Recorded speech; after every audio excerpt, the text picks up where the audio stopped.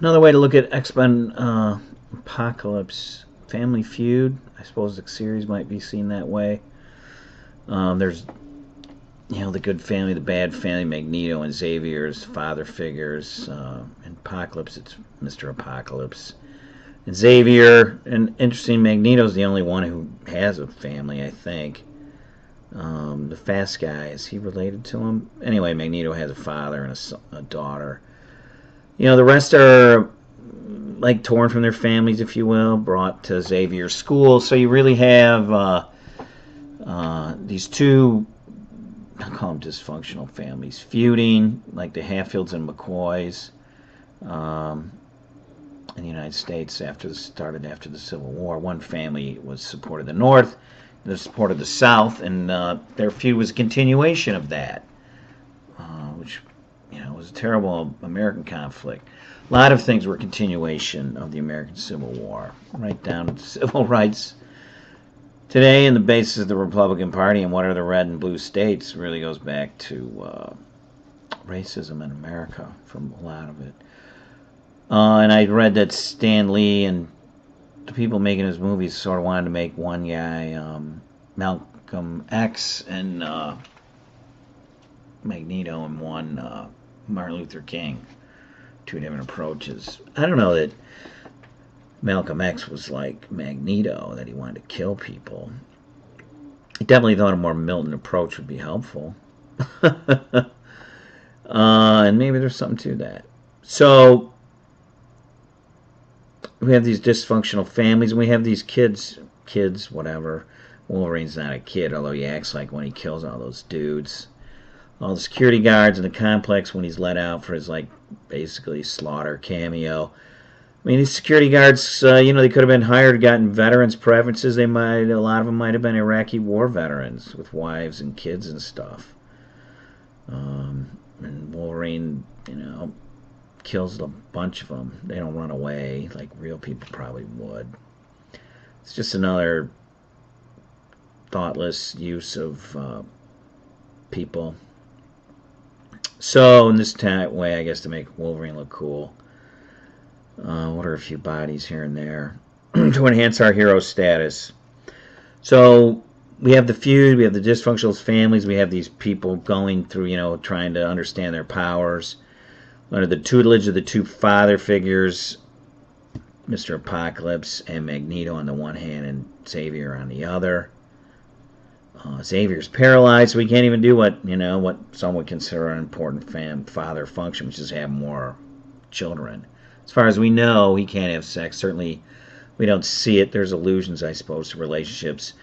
And they're modeled really on the Olympians. And Zeus, who was the chief one, at least after the Titans were beaten by him, and his ex-people, he spent a lot of his time having sex, especially with Earth women. Which is where you get Hercules and Achilles and Perseus. And when he did that, and one of the women on Olympus got upset, they'd go down there and take it out on, I don't know, some Earth city. And each of the Olympians had special powers. Zeus with thunderbolts, and Mercury or Hermes was super fast. Apollo, the sun god. Vulcan, god of volcanoes, had his forge, his iron forge. I don't even know him.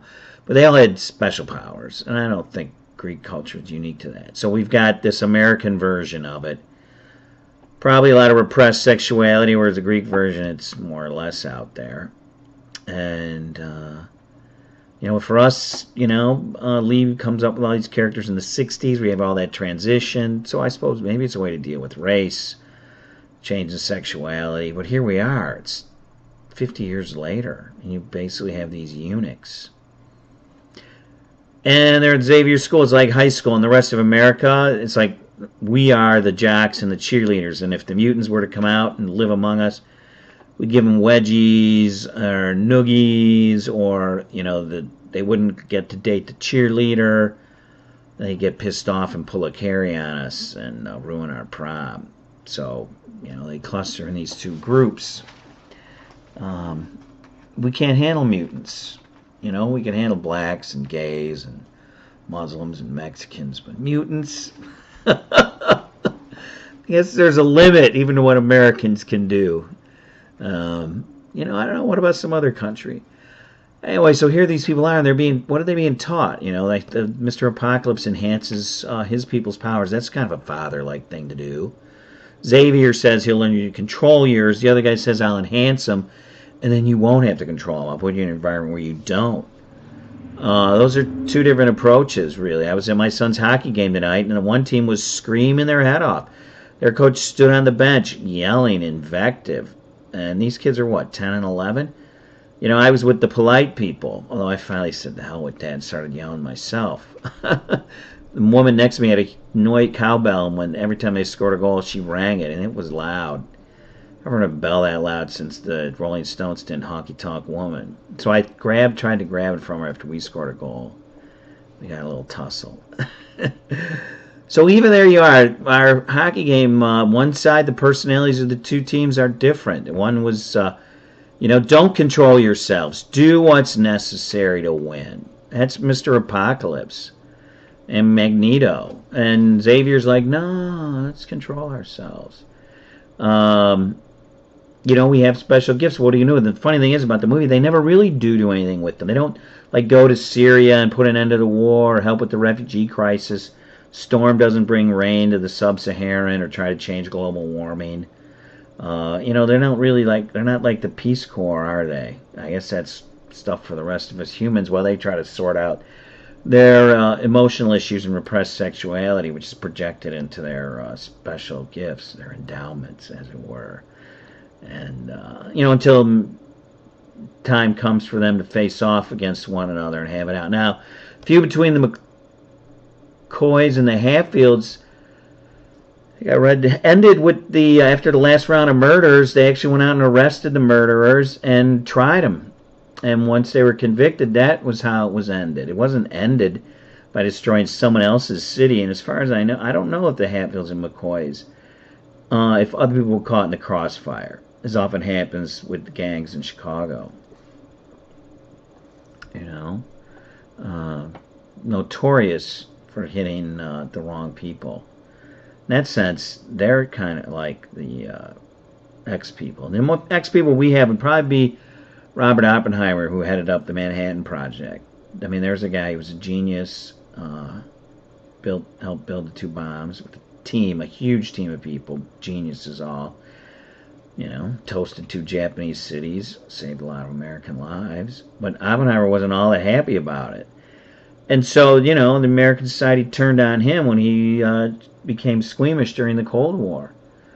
And he had his security clearance revoked, and it was unpleasant business, as much was then. So, Oppenheimer, somewhat not exactly Mr. Apocalypse, but certainly someone who brought the apocalypse to the Japanese. And Stan Lee was born in 1920-something. He was in the U.S. Army. He would have been well acquainted with these things. Who knows to what extent it influenced him. He was a pretty young man during the 40s. But everyone knew what Oppenheimer had done. So there's, you know, an American version in real life. In fact, he reads from the Bhagavad Gita, I think, after he sees the atom bomb. I made reference to Shiva when I was talking about the movie before, the Jean Grey character. And Oppenheimer does the same thing, although I wasn't thinking about it then.